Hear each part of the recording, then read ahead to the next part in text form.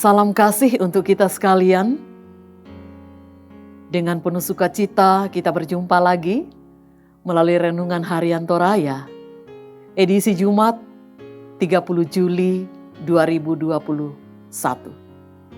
Bagian firman Tuhan yang kita akan dengarkan bersama hari ini dari Injil Matius pasal 16 ayat 5 sampai dengan ayat 12. Sebelum kita membaca firman Tuhan, mari kita berdoa. Bapa kami di sorga, kami bersyukur kepadamu. Hari ini dimungkinkan membuka hati untuk mendengarkan kebenaran firman-Mu. Kuasai kami ya Roh Kudus, di saat kami membaca dan merenungkan firman Tuhan, agar firman itu bertumbuh di hati kami, berbuah banyak dalam hidup kami. Bersabdalah, kami siap mendengar. Di dalam Tuhan Yesus, kami berdoa kepada Bapa di sorga. Amin. Bacaan kita dari Injil Matius pasal 16 ayat 5 sampai dengan ayat 12. Firman Tuhan tentang ragi orang Farisi dan Saduki. Pada waktu murid-murid Yesus menyeberang danau, mereka lupa membawa roti.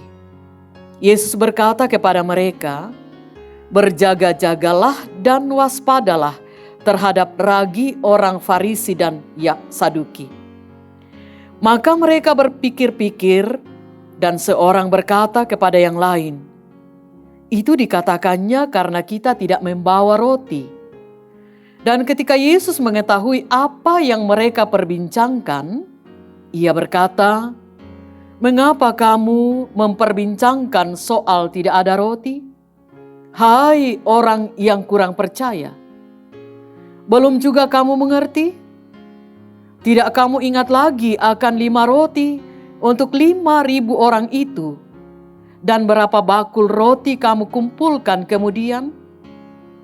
Ataupun akan 7 roti untuk 4.000 orang itu, dan berapa bakul kamu kumpulkan kemudian?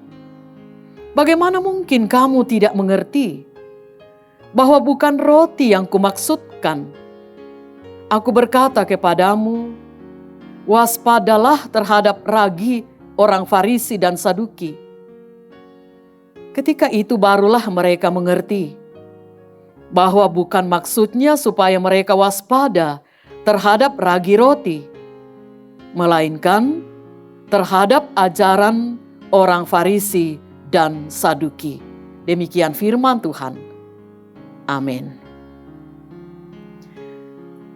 Waspadalah, itu tema kita di dalam merenungkan bagian firman Tuhan hari ini. Kanandaiko kalemu. Ibu, bapak, dan saudara-saudara, dewasa ini banyak hal yang perlu diwaspadai agar tidak terjadi beragam bentuk penyimpangan dalam menjalani hidup. Banyak hal, dan di antaranya tidak hanya soal COVID, bukan hanya narkoba, tetapi juga menyangkut ajaran-ajaran ataupun ajakan-ajakan yang ditawarkan oleh seseorang ataupun sekelompok orang melalui berbagai media dan cara. Yesus dalam perjalanan pelayanan bersama murid-muridnya kerap kali dihadang oleh orang-orang Farisi dan orang-orang Saduki yang sangat suka mencari-cari kesalahan Yesus. Mereka selalu dengan sengaja mencoba menjebak Yesus dengan beragam pertanyaan dan permintaan. Kondisi seperti itu membuat Yesus perlu mengingatkan murid-muridnya mewaspadai sepak terjang dan pengajaran orang-orang Farisi dan Saduki yang dapat saja membingungkan dan menyesatkan murid-muridnya, apalagi dalam pandangan Yesus. Murid-muridnya kerap diliputi keraguan-raguan dalam merespons tindakan dan pengajarannya. Hal itu nampak jelas ketika ternyata salah memahami perkataan Yesus tentang ragi orang Farisi dan Saduki. Mereka mengira ragi yang dimaksudkan adalah ragi roti. Padahal yang Yesus maksudkan ialah soal pengaruh, soal ajaran, dan soal sepak terjang orang-orang Farisi dan Saduki. Kita pun perlu menyikapi dengan segala kewaspadaan munculnya ajaran, tawaran yang dapat memengaruhi kita untuk tersesat. Kita perlu mengakarkan ajaran yang sehat, sehingga kita dapat secara dewasa memilah ajaran yang dapat menuntun kita pada kebenaran. Selain itu, kita pun perlu waspada terhadap berbagai penggunaan media IT yang justru menimbulkan kesenjangan dalam kehidupan kita. Karena itu, waspadalah. Amin. Mari kita berdoa. Segala puji syukur kami persembahkan Tuhan. Kasih-Mu selalu nyata di dalam kehidupan kami. Meskipun di dalam perjalanan hidup menikmati kasih-Mu, ada banyak persoalan, ada banyak tantangan yang diperhadapkan dengan kami, yang mengingatkan kami untuk selalu waspada dalam hidup ini. Terima kasih nasihat firman-Mu Tuhan. Kiranya di dalam kami menjalani hari ini, bahkan sepanjang hidup yang Tuhan masih perkenan, di hari-hari hidup ini, kami terus mengandalkan Engkau. Kami mengakarkan iman kami di dalam Kristus, sehingga apapun masalah yang kami hadapi, apapun tantangan yang diperhadapkan kepada kami akan kuat, karena kami mengakarkan hidup kami di dalam Tuhan. Kami membawa hidup kami seutuhnya. Kami membawa keluarga kami.